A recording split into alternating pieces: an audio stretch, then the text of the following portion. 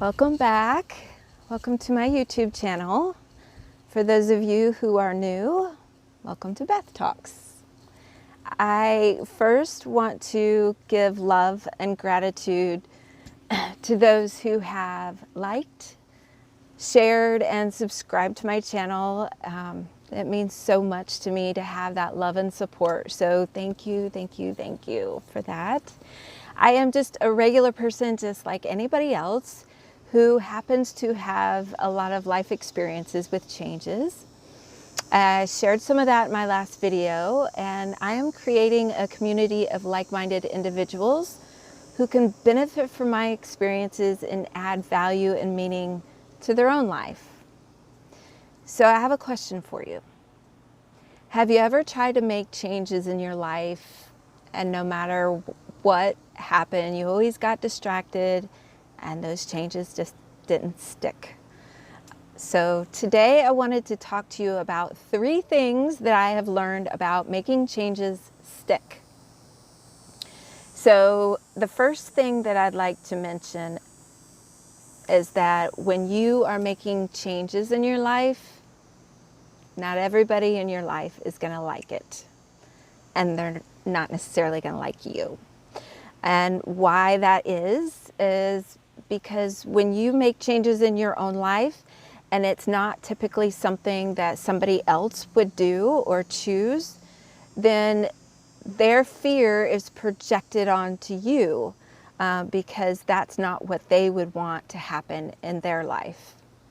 I like to put visuals to things to kind of make my point clear, but let's just say, for an example, you're an instructor giving instructions in a 4-cornered room. Your instructions are hands-on. They're not verbal instructions.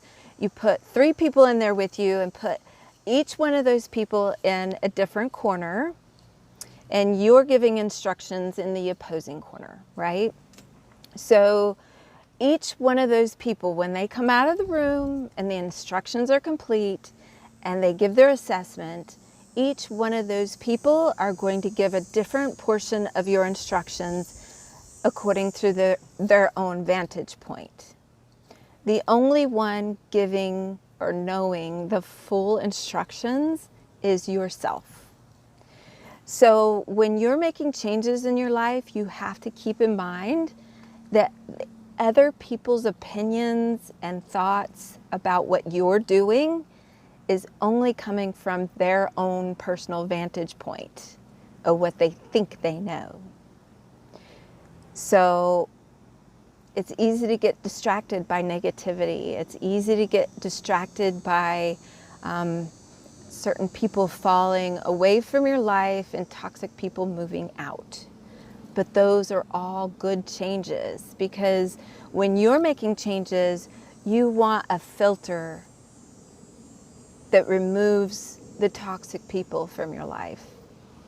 So you have to stay focused on yourself, know who you are, and keep focused on your changes. You can't let things get personal unless you're talking to yourself.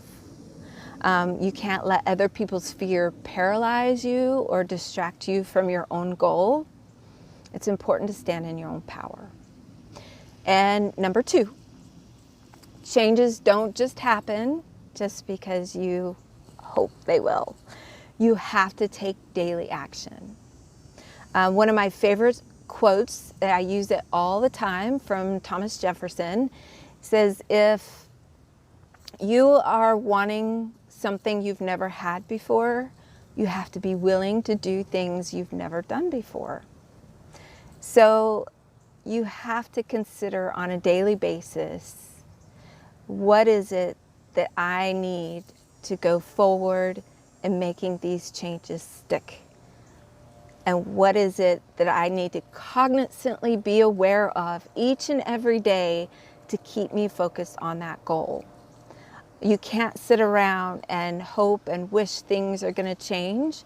You have to take daily action. Now think about how long it took you to learn how to walk when you were a baby. Okay, we could give ourselves a break, because It took us a year or two, maybe 3 years to learn how to walk when we were babies, but it didn't stop us. We got up, we walked, we fell, we stumbled, we cried, we got hurt, and we got up and we walked until eventually some of us learned how to walk. And that's how life is. Every single change that you make, you're just learning how to walk. So give yourself a break. You're not going to be perfect every day. You're not going to be happy every day. People aren't going to love you every day, but you love yourself, and that gives you a gateway to get where you're going. And number 3 point that I'd like to share today, little things add up to a better attitude every day. Self-love and self-care are the basic necessities in life that you need to make changes. If you're not loving yourself and taking care of yourself, when I'm talking to you, I'm talking to myself, those little incremental changes make you feel like you're going towards your own purpose. I get up at 5:30 every morning. I take the first 30 minutes of my day to listen to something motivational, inspirational, or read something, stretch, move my body, and go for a little run. 30 minutes of exercise first thing in the morning. It is amazing. You feel amazing. I'm telling you, if you could wake up an hour early every day and give your first hour to yourself every morning, you will feel amazing. And then no matter what blocks you through the day or whatever challenges you face throughout the day, it doesn't matter because you already gave yourself the love that you need that day. So it just gives you an amazing power knowing that you have control of being able to love yourself and give yourself what you need instead of seeking that from other people. Quiet time, meditation, it's so important, whether it's prayer or meditation or you just sit there quietly thinking to yourself or trying not to think, it doesn't matter. Give yourself 15 minutes. It doesn't take much. 10, 15 minutes of time where you just close your eyes and you think about who you are and how you feel and give yourself a little bit of inspirational power every day. It's so, so important. I am still a work in progress. When I'm depressed, these are the kinds of things that are really hard for me.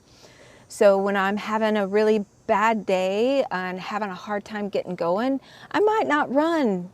I might just get out and walk for a little while. I might not be all I can be, but I'm going to get out there and still be accountable to myself. So it's important. It's hugely important to be accountable to yourself. You can't be accountable to others and love others unless you do it for yourself first.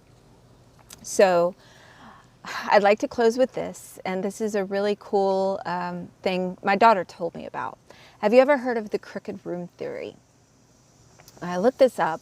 It's actually a book by Dr. Melissa Harris Perry, and it's called Sister Citizens. It's about shame, stereotypes, and black women in America. They did a study, had a room that was crooked. So the door frames were off kilter, the walls, the ceiling, the pictures, everything in the room was offset. So they would do an experiment with some people would go into the room, they'd be asked to put themselves upright. So in order to put themselves upright, a lot of people tilted to make themselves feel upright. They conform to the room. There's two kinds of people in life. Those who conform to their surroundings and convince themselves they're upright. And then there's few select people that would go into that room, asked to be upright, and regardless of their surroundings, they know they're upright according to how they feel. So ask yourself, what kind of person do you want to be?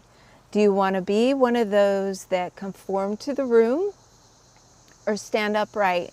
Know your power, know who you are, and no matter what anybody is saying or doing or thinking about you, the only one that matters is you. So just remember that. When shit goes rolling downhill, you're all your God. You're the one that's going to stop it, and you're the one that's going to find happiness if you want it. Some people don't. But for those of you who are changing in life, bless you, love you, and peace. I hope you have a great and wonderful week, and I can't wait to share with you next week. Please like, share, and subscribe all you want. And don't forget to hit the little bell, because when I upload another video, I want you to be notified. So peace and love, everybody.